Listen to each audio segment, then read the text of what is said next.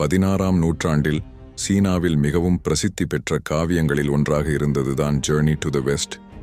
வு சங்கன் என்பவரால் எழுதப்பட்ட இந்த காவியம் வெறுமனே ஒரு புத்த துறவியின் சாகசப் பயணத்தை கூறும் புராணக் கதை மாத்திரமில்லை, மனிதர்களின் வாழ்க்கை பயணத்தின் அடிப்படை தத்துவமும் கூட. அப்படிப்பட்ட ஒரு மகா காவியத்தில் இடம்பெறும் பைகுஜிங் எனும் பேயை பற்றிய காணொளியைத்தான் நாம் இன்று பார்க்கவிருக்கிறோம். முக்கியமாக இந்த பதிவை எங்களுடைய நண்பன் லதாடின் வேண்டுகோளுக்கு இணங்க பதிவிட்டுள்ளேன் என்பது குறிப்பிடத்தக்கது. சீனாவில் டாங் டைனஸ்டி பேரரசின் ஆட்சி நடந்து கொண்டிருந்த வேளையில் புத்த மதத்தில் ஒரு சரிவு ஏற்பட ஆரம்பித்தது. அந்த காலப்பகுதியில் புத்த மதம் சீனாவில் இருந்தாலும் அதன் உண்மையான போதனைகளில் மாறுபாடு காண ஆரம்பித்தது. இதனால் மக்கள் மனதில் பல குழப்பங்களும் கேள்விகளும் எழ ஆரம்பித்தது. இந்த நிலையை கவனித்த புத்தர் இதற்கு ஒரு தீர்வை காண விரும்பினார். அதனால் ஒரு உண்மையான புத்த துறவியை தேர்ந்தெடுத்தார். அவர்தான் டாங் சான்சாங். அவரின் கனவில் சென்று புத்தர் கூறினார், சீன மக்கள் தவறான பாதையை தேர்ந்தெடுத்து போகிறார்கள். அதை தடுக்க புத்தரின் திருநூலான ட்ரிபிடாக்கா எனும் நூலை இந்தியாவில் இருந்து சீனாவிற்கு எடுத்து வர வேண்டும். அதை சீன மொழியில் மொழிபெயர்த்து மக்களுக்கு கொடுக்க வேண்டும். இதனால் அவர்கள் ஞானம் பெறுவார்கள். இந்த கனவை கண்ட சன்சாங் குழப்பமடைந்தார். ஏனெனில் அந்த திருநூல்கள் பற்றி அவர் எதுவும் அறிந்திருக்கவில்லை. அதனால் தன்னுடைய ஆசானிடம் சென்று அதற்குரிய விளக்கத்தை கேட்டார். அப்போதுதான் அவருக்கு ஒரு விடயம் தெரிய வந்தது. அந்த புத்தகத்தில் புத்தரின் 3 முக்கிய போதனைகள் அடங்கியுள்ளன: வினாயா, சுத்ரா மற்றும் அபிதர்மா. இவை அனைத்தும் மனிதனை துன்பத்திலிருந்து விடுவிக்கும் புத்தரின் கோட்பாடுகள். இதை அறிந்த சன்சாங் இந்தியாவிற்கு சென்று அந்த திருநூலை எடுத்து வர புறப்பட்டார். அதே சமயம் சன்சாங் செல்லவிருக்கும் பாதை மிகவும் ஆபத்தானது என்பதை புத்தர் அறிந்திருந்தார். ஆறுகள், மலைகள் என்பதை தாண்டி பேய்கள், பூதங்கள் மற்றும் பல மாயைகள் என்பவற்றை கடந்து செல்ல வேண்டும். அது ஒரு சாதாரண புத்த துறவியால் இயலாத காரியம். இந்த நேரத்தில்தான் கருணையின் தெய்வமான குவான்யின் மற்றும் புத்தர் இணைந்து ஒரு முடிவு எடுத்தார்கள். சன்சாங்க்கு பாதுகாப்பாக தண்டனை பெற்ற 3 முக்கிய தேவ தூதர்களை தேர்ந்தெடுத்து அவர்களை புனித பயணத்தில் இணைக்க முடிவு செய்தார்கள். இந்த பயணத்தில் சன்சாங்க்கு உதவுவதன் மூலம் அவர்களின் பாவங்களை மன்னிக்க ஒரு சந்தர்ப்பம் கொடுக்க எண்ணினார்கள். இதற்கு ஒரு முக்கிய காரணம் இருந்தது. அந்த 3 தேவ தூதர்களும் அடிப்படையில் நல்லவர்களே. ஆனால் அதை அவர்கள் புரிந்து கொள்ள தவறியதால் தண்டனைக்கு உள்ளானார்கள் என்பதை புத்தர் உணர்ந்திருந்தார். இவ்வாறு தேர்வு செய்யப்பட்டவர்கள்தான் சன் வூகோங், அதாவது மங்கி கிங், மிகுந்த வலிமையும் சக்தியும் கொண்ட ஞானத்தின் சின்னம். 2வது ஜூ பாஜியே எனும் பிக்சி, பேராசை மற்றும் சோம்பலின் சின்னம். 3வதாக ஷா வூஜிங் எனும் சாண்டி, நம்பிக்கை மற்றும் மன அமைதியின் சின்னம். சன்சாங் தனது பயணத்தை தொடங்கிய வேளையில் வழியில் குவானின் தோன்றி மங்கி கிங் அடைக்கப்பட்டிருந்த மலைக்குச் சென்று அவரை விடுவித்து பயணத்தில் இணைத்துக் கொள்ளுமாறு கூறுகிறார். அத்துடன் மங்கி கிங் மிகவும் வலிமை பெற்றவன், சில நேரங்களில் தங்களை சூழ்ச்சியால் ஏமாற்றலாம் என்றும் கூறி புத்தர் உருவாக்கிய தங்க கிரீடத்தை அவரிடம் கொடுத்து மங்கி கிங் தலையில் அதை அணிய வைக்குமாறு கூறி அனுப்புகிறாள். அதன்படி சன்சாங் குவானியன் கூறியவாறே மங்கி கிங்கை விடுவித்து தலையில் தங்க கிரீடத்தை அணிய வைத்து பயணத்தை தொடங்குகிறார். இருவரும் தங்கள் பயணத்தை தொடர ஆரம்பிக்கிறார்கள்.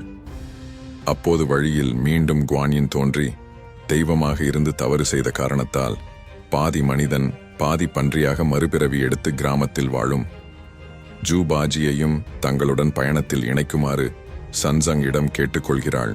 குவானின் கூறியது போல பாஜியை அழைத்து வர அவன் வாழ்ந்து வந்த கிராமத்திற்குள் சென்றார்கள் சன்சாங் மற்றும் மங்கி கிங். அப்போது அவர்களுக்கு ஒரு விடயம் தெரிய வருகிறது. அதே கிராமத்தில் வாழ்ந்து வந்த ஒரு இளம் பெண்ணை தனது மனைவியாக்க எண்ணி பலவந்தமாக அவளை அழைத்து வந்து தனது வீட்டில் வைத்திருந்தார் பாஜி.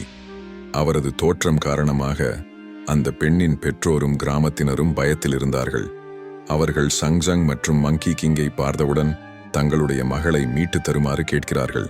சன்சாங் மற்றும் மங்கி கிங்கை பார்த்த பாஜி தன்னை அவர்கள் பிடிக்க வருகிறார்கள் என்று தவறாக நினைத்து அவர்களை தாக்க முயல்கிறார்.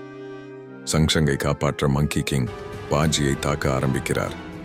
இருவருக்கும் இடையில் பெரும் போராட்டம் நடந்து கொண்டிருந்த வேளை குவானின் அங்கு தோன்றி பாஜியை பார்த்து கூறுகிறார், இவர்கள் உங்களை தாக்க வரவில்லை.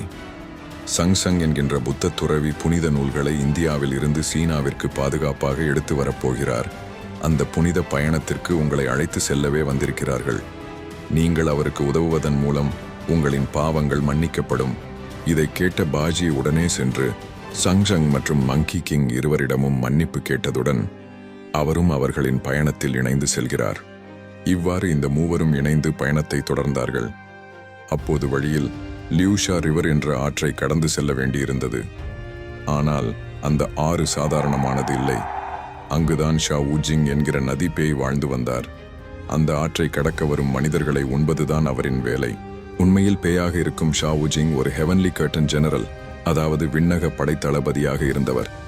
ஆனால் ஒரு நாள் தெய்வீக அரண்மனையில் தற்செயலாக அவர் செய்த பெரிய தவறின் காரணமாக மனித உலகிற்கு தள்ளப்பட்டார். அவ்வாறு பூமியில் விழுந்த ஷா ஊஜிங் ரிவர் ஓகராக மாறி மனிதர்களை உட்கொண்டு வந்தார். அந்த நேரத்தில் டாங் சன்சாங் மற்றும் அவரது சீடர்கள் ஆற்றை கடக்க முயன்றபோது ஷா ஊஜிங் அவர்களை தாக்க வந்தார். இதை பார்த்த மங்கி கிங் உடனே அவரை எதிர்த்தார். இருவருக்கும் இடையே கடுமையான போராட்டம் நடந்தது. ஷா ஊஜிங் மிகவும் வலிமை மிக்கவராக இருந்தாலும் மங்கி கிங்கின் தெய்வீக சக்திக்கு நிகராக அவரால் போராட முடியவில்லை. அந்த வேளையில் வானத்திலிருந்து குவானின் தோன்றி ஷா ஊஜிங்க்கு டங் சன்சாங் மற்றும் அவரது சீடர்கள் போகும் புனித பயணத்தில் அவர்களுக்கு உதவி செய்வதன் மூலம் அவருடைய பாவத்தில் இருந்து விடுதலை அடைய வாய்ப்பு கிடைக்கும் என்று கூறுகிறார். இதை கேட்ட ஷா ஊஜிங் மனம் மாறி டங் சன்சாங் மற்றும் அவரின் சீடர்களிடம் மன்னிப்பு கேட்டார். அதோடு தன்னையும் பயணத்தில் இணைத்துக் கொள்ளும்படி வேண்டினார். டங் சங்சங்கும் அதற்கு சம்மதித்தார். இவ்வாறு ஷா ஊஜிங் கூட இணைந்து சங்சங் 3 சீடர்களுடன் தன்னுடைய பயணத்தை தொடர்ந்து ஆரம்பித்தார். டங் சன்சாங் மற்றும் அவரது சீடர்கள் பல இன்னல்களை கடந்து ஒயிட் போன் மவுண்டன் எனும் மலைப்பகுதியை நெருங்கினார்கள். அந்த வேளையில் தூரத்தில் ஒரு உருவம் அவர்களை உற்று நோக்கிக் கொண்டிருந்தது. வெறுமனே எலும்புகளாலான வெள்ளை நிற பேய், அதுதான் பைகுஜிங். இந்த பேயை பற்றி பல பின்னணி கதைகள் சொல்லப்பட்டாலும் அவையெல்லாம் பின்னாட்களில் உருவான வாய்மொழி மரபு கதைகள்தான். உண்மையில் ஜேர்னி டு த வெஸ்ட் புத்தகத்திலோ அல்லது சீன புராணங்களிலோ இந்த பேயை பற்றிய எந்தவிதமான பின்னணி கதைகளும் இல்லை. பைகுஜிங் என்பது மனிதர்களை உண்ணும் ஒரு எலும்பு பேய். அவளுக்கு நிலையான மனித உருவம் ஏதும் இல்லை.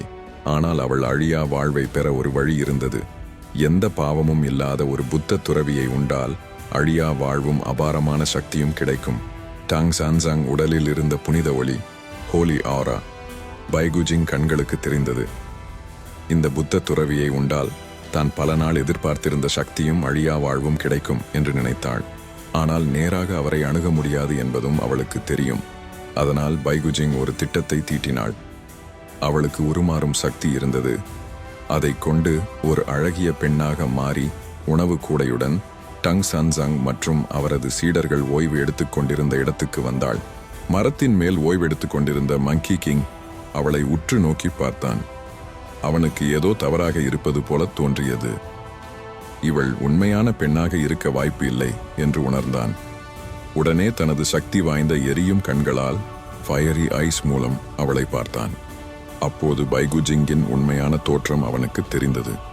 தன் குருவை ஏமாற்ற விளைகிறாள் என்று அறிந்த மங்கி கிங் மரத்திலிருந்து பாய்ந்து வந்து தனது கையில் இருந்த ரூயி ஜிங்குபாங் மூலம் அவளின் தலையில் அடித்தான். அதனால் பேயின் உடல் உண்மையான எலும்பு தோற்றத்திற்கு மாறி மறைந்தது.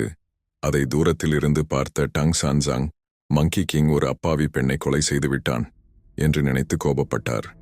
மங்கி கிங் பணிவுடன், குருவே, உங்கள் கருணை நிறைந்த மனம் உங்கள் கண்களை மறைத்து விட்டது என்று சொல்லியும் டாங் சான்சாங் அதை கேட்கவில்லை.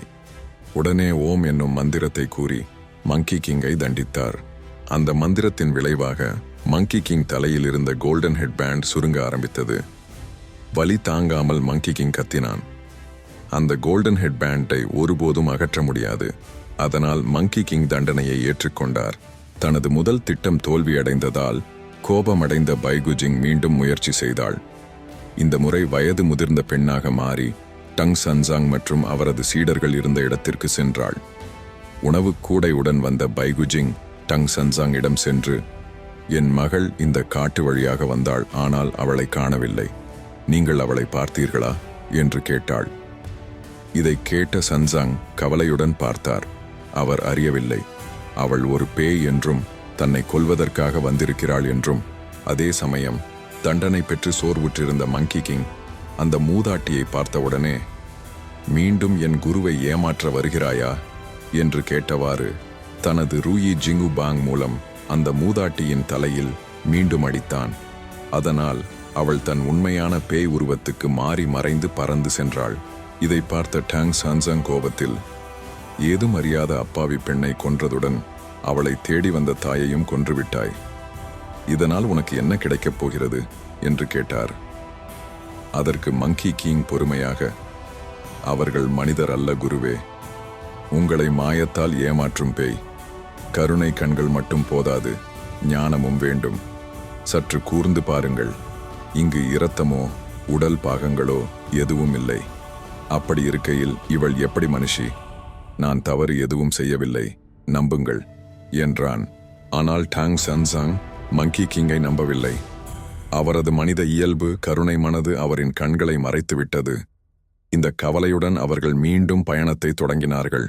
அதே சமயம் பைகுஜிங் தனது இறுதி வாய்ப்பை பயன்படுத்தி வயது முதிர்ந்த தந்தையாக உருவெடுத்து தனது மனைவி மற்றும் மகளை தேடி வருவது போல டாங் சான்சாங்க்கு முன் வந்தாள். சான்சாங் அவனை பார்த்து மனமிறங்கி குற்றம் செய்தவர் போல தலைகுனிந்து நின்றார். பைகுஜிங் மங்கி கிங் அங்கு இல்லை என்று நினைத்து சங்சங்க்கு அருகே வர முயன்றாள்.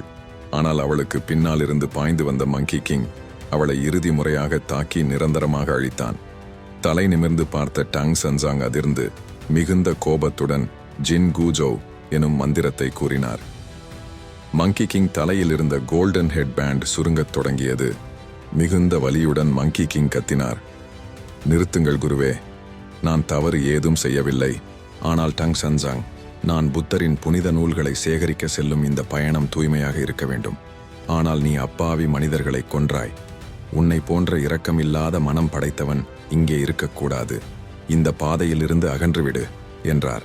கவலையும் கோபமும் கொண்ட மங்கி கிங் அங்கிருந்து பாய்ந்து தனது சொந்த இடமான ஃப்ளவர் அண்ட் ஃப்ரூட் மவுண்டன் என்ற மலையை நோக்கி சென்றார். மங்கி கிங் இல்லாமல் டாங் சான்சாங் மற்றும் சீடர்கள் பயணத்தை தொடர்ந்தார்கள். பல இன்னல்கள், பல பேய்கள் ஆகியவற்றை அவர்கள் கடக்க நேர்ந்தது. ஒவ்வொரு நொடியும் நாம் பிழை செய்தோமோ என்ற குற்ற உணர்வு சங்சங் மனதில் இருந்தது. மனம் முழுவதும் மங்கி கிங் பற்றிய கவலையால் நிரம்பியிருந்தது. அந்த வேளையில் குவானின் அவருக்கு தோன்றி உண்மையை வெளிப்படுத்தினார். 100 ஆண்டுகளாக ஒரு புனித ஆன்மாவை கொல்ல காத்திருந்த பேய்தான் பைகுஜிங். மங்கி கிங் உன் உயிரை காப்பாற்றுவதற்காகவே அவளை கொன்றான். அவளின் மாயையால் நீ ஏமாந்து விட்டாய். மங்கி கிங் எந்த தவறும் செய்யவில்லை. இதை கேட்ட சங்சங் மனமுடைந்தார்.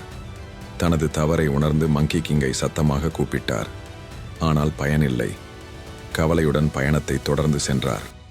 சிறிது தூரம் பின்பு பைலியன் கேவ் எனும் குகைக்கு அருகே வந்தார்கள்.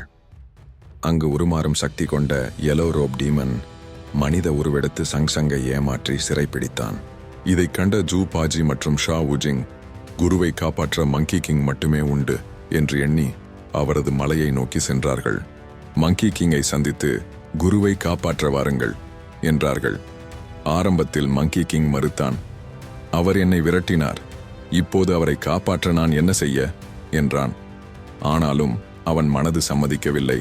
தனது குருவுக்கு ஆபத்து என்று தெரிந்ததும் திமிரை விட்டுவிட்டு நேராக அந்த பேயின் குகைக்கு சென்றான். என் குருவை எங்க வைத்திருக்கிறாய் என்று கத்திக்கொண்டே ஒரே அடியில் அந்த எல்லோ ரோப் டீமனை கொன்றான். சங்சங் அதை கண்டு மனம் உருகி தான் செய்த தவறுக்கு மங்கி கிங்கிடம் மன்னிப்பு கேட்டார். அதற்கு மங்கி கிங், நீங்கள் என் குரு. நீங்கள் என்னிடம் மன்னிப்பு கேட்க வேண்டிய அவசியமில்லை. நானும் இங்கு இருந்து சென்றிருக்கக்கூடாது. எந்த சந்தர்ப்பத்திலும் நான் உங்களை விட்டு செல்ல மாட்டேன் என்று கூறி அவர்கள் மீண்டும் பயணத்தை தொடர்ந்தார்கள். ஜர்னி டு த வெஸ்ட் ஒரு சாதாரண அட்வென்ச்சர் ஸ்டோரி மாதிரி தோன்றினாலும் உண்மையில் இது ஒரு ஆன்மீக வளர்ச்சி பயணம்.